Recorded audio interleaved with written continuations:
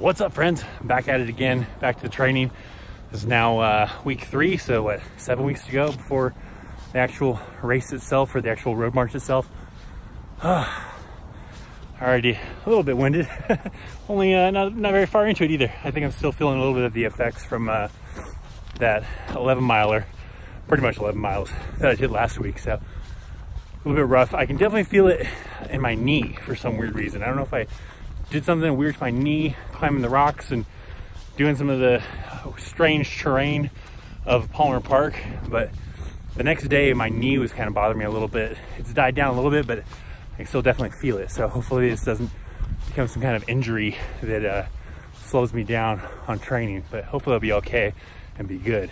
A couple of new things I'm trying out this week's training, 2 things specifically: a bag and some socks. So I've got on right now this cool high-speed daddy. It's basically a diaper bag, but you could use it for multi-purpose kind of thing. I've used them before and they're pretty awesome bags, and I thought about using it, but I'm using the actual bag for my daughter's diaper bag, and I didn't want to mess that up or ruin it. So I just bought an extra one that's a different camouflage pattern now. I'll show you a little bit of B-roll of the bag, but it's a nice bag, and I think this will be the bag that I use for the actual road march because I like the insulated pockets. I like just some of the features of the bag, and it looks cool too. So a lot of cool features with it. So I'll leave a link down in the description for the bag for High Speed Daddy.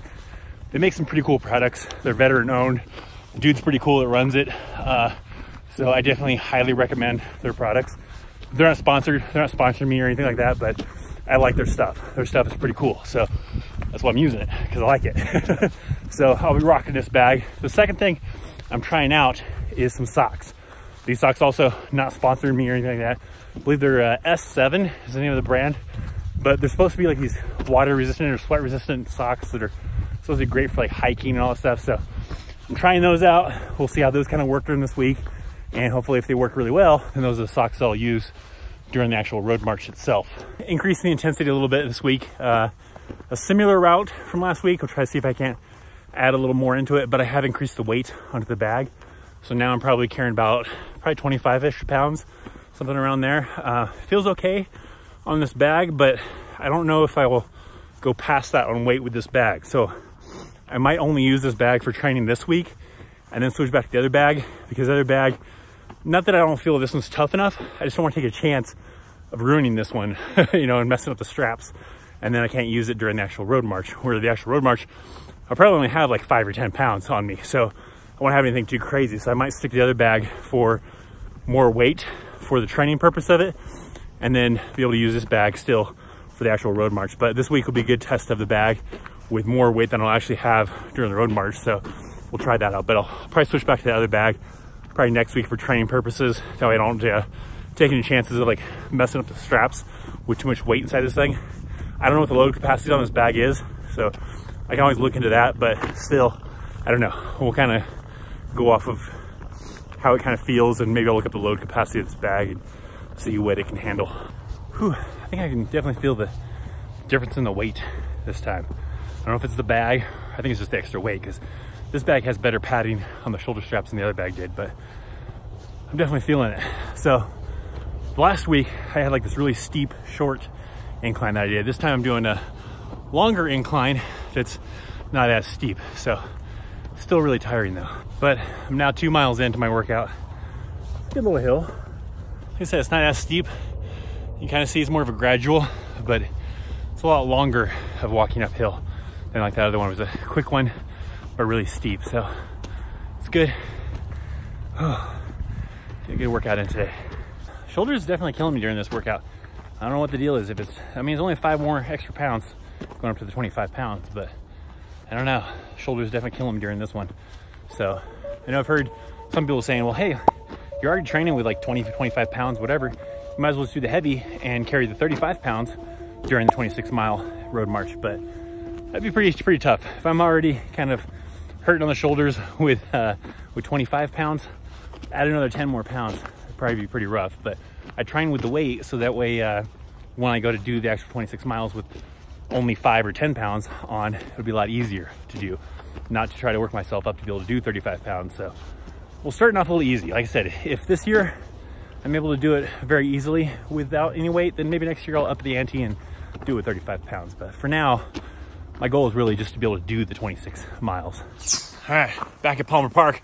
David's here joining in on the workout. Hey, should I do it like that, camera way up high? Yeah. Like this? Down lower. Nah, down low. Hey. Hey.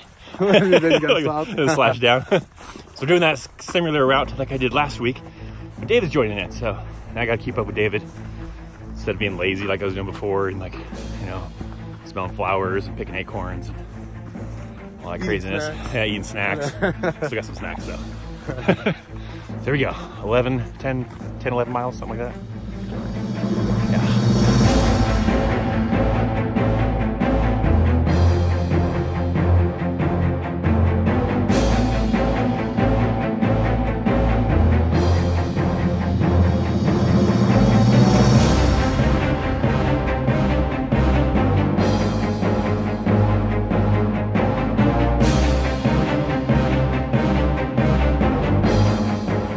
Past the halfway point. How you hanging in there, David? Yeah, I'm hanging in there. We should have quit already.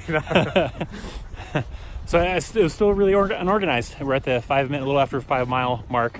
And last weekend when I did the 5 miles, it was pretty crazy because I was trying to figure out how the hell to get off the side of the hill to United this trail. We tried a different way, just as crazy. Still sucked. We'll get one more attempt at it because now we'll do this big loop, come back around that way to finish it off and be done, because over this way is where we're parked.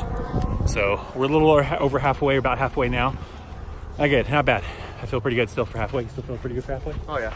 So yeah, we're doing all right. Still, weather's not too bad. Yeah, no snow, so it's a lot easier this time. Easier to see the trail, not as cold. So it's good. Halfway. Just loop one more round, and we'll be probably about 11 miles on this guy. So, all right, David. There we go. 10 miles.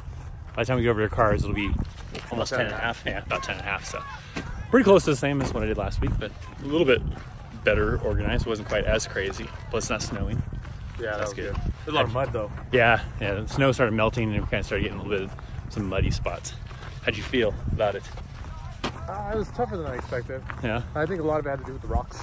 Yeah, like climbing down the rocks. Yeah, climbing down the rocks and not having like a smooth path all the time. Yeah, there's some parts where it was a pretty good trail, some parts where it was sidewalk, and then some other parts where we had to kind of like make our own trail to find the trail again. Yeah. But all in all, good workout, I think. Yeah, I agree. So there you go, another 10 miles in the books. Well, that finishes up our workout, or my workout for the week for this episode of the Road to Bataan. It was great. So it ended up being probably all week, probably around 16, 17 miles, I think. Probably adding it all together for this workout week. And then I'm trying to keep the goal of making it to where every week I at least do 16 miles, whether that's, you know, with a combination of, you know, different things, combination of doing my lunchtime workouts and a combination of these long workouts, you know, in the on the weekends or whichever, and doing it that way. That's kind of really the goal is to make it all equal up to about, you know, 16 miles at a minimum for my weekly workout. So that completes this workout this week. Another week down, and that means another week closer to the actual Bataan Death March. So thanks for hanging out. Thanks for watching. If you enjoyed this episode, hit that like button. See you guys next time. See ya.